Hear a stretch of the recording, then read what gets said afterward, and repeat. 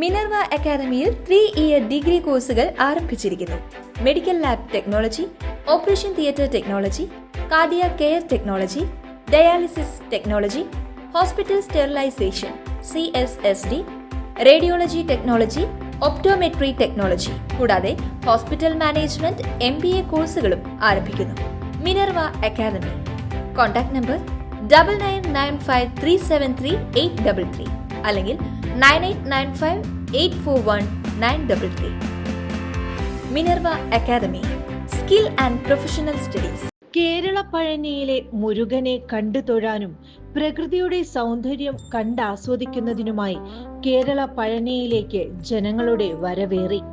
കേരളത്തിലെ തൃശൂർ ജില്ലയിലെ പുത്തൂർ പഞ്ചായത്തിലാണ് ക്ഷേത്രം സ്ഥിതി ചെയ്യുന്നത്. 1970-ലാണ് ക്ഷേത്രം പണി കഴിപ്പിച്ചത്.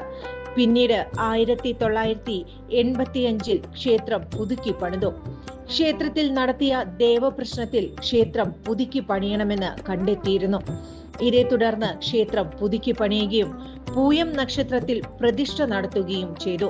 ചിന്മയാനന്ദ സ്വാമികളാണ് പ്രതിഷ്ഠ നടത്തിയതെന്നതും പ്രത്യേകതയാണ്. കേരളത്തിലെ ഏറ്റവും വലിയ പഞ്ചലോഹ വിഗ്രഹമാണ് ക്ഷേത്രത്തിലെ പ്രതിഷ്ഠ. 8 അടി ഉയരമുള്ളതാണ് സുബ്രഹ്മണ്യ വിഗ്രഹം.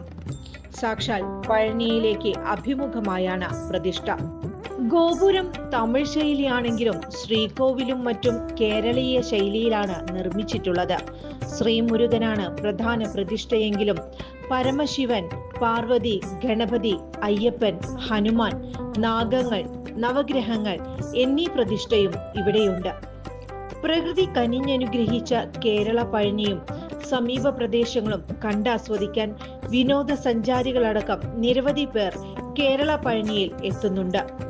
വാഹനത്തിലും മലമുകളിലെത്താം. മലമുകളിൽ നിന്നാൽ തൃശൂർ പട്ടണവും കാണാം. തൃശൂരിന്റെ രാത്രി ഭംഗി ഏറെ കൗതുക കാഴ്ചയാണ്. കൂടുതൽ വാർത്തകൾക്ക് ഞങ്ങളുടെ ചാനൽ സബ്സ്ക്രൈബ് ചെയ്യുക. ഫേസ്ബുക്ക് ഫോളോ അപ്പ് ചെയ്യുക. വാർത്തകൾ വേഗത്തിലറിയാൻ എനി ടൈം ന്യൂസ്.